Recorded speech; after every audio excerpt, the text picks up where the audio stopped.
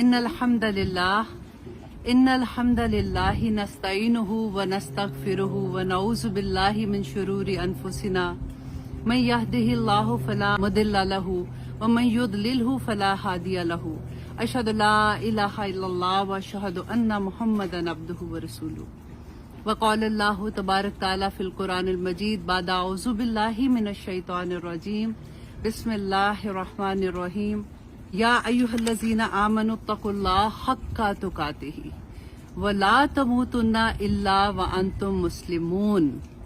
آپ لوگوں کو میں سے کسی کو پتہ ہے کہ یہ میں نے آیت جو پڑھی ہے آپ لوگ فیملیئر ہیں کوئی اس آیت سے کہ کہیں سنی ہوئی ہے آپ لوگوں نے؟ ہاں دعائے قنوت کیا ہے؟ اینی باڈی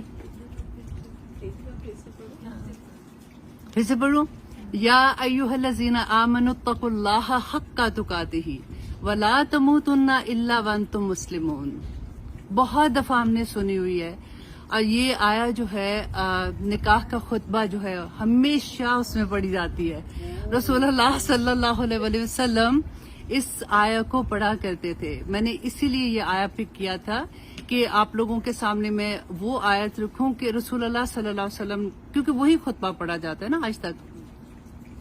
تو اگر تو دلہا دلہن کو انہوں نے برکت کی دعا دینی ہوتی یا کچھ ایسے کہنا ہوتا تو پھر وہ آیت الکرسی جو ہے وہ آیات کی سردار ہے وہ پڑھ لیتے یا الحمد کہہ دیتے اس طرح سے دعا دیتے. تو رسول اللہ نے پورے قرآن میں سے 4 سورتیں جو ہیں 3 سورتوں میں سے 4 آیات پک کی تھی اور وہ نصیحت کی تھی دلہا دلہن کو.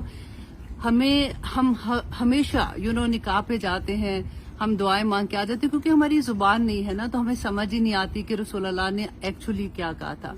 تو آج میں نے یہ سوچا کہ ہم نے بہت دفعہ پڑھا ہے ہمیشہ ایسی جگہوں پہ ہم یہ کہتے ہیں کہ اللہ سبحانہ تعالیٰ نے فرمایا کہ عورت جو ہے وہ مرد کا لباس ہے. یاد ہے ہم لوگ یہ بات کرتے ہیں. اینڈ سیکنڈ ہم یہی کہتے ہیں کہ آدمی قوام ہے اس کی کیا ذمہ داریاں ہیں ہم اس پہ بات کرتے ہیں اور وہ الحمدللہ آپ لوگوں کو بہت اچھے سے پتہ ہے. ہم میں سے زیادہ تر یہاں پہ الحمدللہ شادی شدہ ہیں. تو آج اسی لیے میں نے نکاح کے خطبے کو پک کیا تھا کہ ہم دیکھیں کہ جو سب سے خوبصورت نصیحت رسول اللہ کر سکتے ہیں اور تو کوئی نہیں کر سکتا نا. تو پہلی دفعہ ہم یہ دیکھیں کہ 4 آیات میں آپ غور کیجئے گا کہ اتقوا اللہ. 4 آیات میں دلہا دلہن کو رسول اللہ کیا کہہ رہے ہیں؟ اتقوا اللہ، اللہ سے ڈرنا. دیکھو بچ کے رہنا، زندگی گزارنی ہے نا جو بھی تو اپنے آپ کو بچا کے گزارنا. اب سب سے پہلے میں آپ کو تھوڑا سا تقویٰ کا بتا دوں کہ تقویٰ کیا ہوتا ہے. کہ حضرت عمر رضی اللہ عنہ سے پوچھا گیا کہ تقویٰ کیا ہے تو انہوں نے کیا فرمایا تھا کہ جیسے ایک راہداری پہ تم چل رہے ہو، دنیا اس راہداری تو اس کے دونوں طرف کانٹے دار جھاڑیاں ہیں and you have to go. تم کو وہ پار کر کے دوسری طرف جانا ہے تو تم کیسے جاؤ گے؟ رائٹ. اپنے آپ کو بچا کے اپنے آپ کو سنبھال کے کہ کہیں کوئی کانٹا نہ چپ جائے، میرے کپڑے کہیں پہ نہیں لگ جائیں. تو دنیا میں اتنا سنبھل کے چلنا از اے تقویٰ. اور جہاں بھی خاندان کی بات آئی ہے نا پورے قرآن میں، دیکھیں قرآن از ناٹ اونلی نماز روزہ حج زکات نا، قرآن از اے وے آف لائف کہ ہم نے زندگی کیسے گزارنی ہے. یہ دوسرے مذاہب کی طرح نہیں ہے جیسے ہندوؤں میں یہ ہے کہ چلو جی پوجا پاٹ کی اس کے بعد یہ ہمارا کلچر ہے. اسلام میں ایسا کچھ نہیں ہے.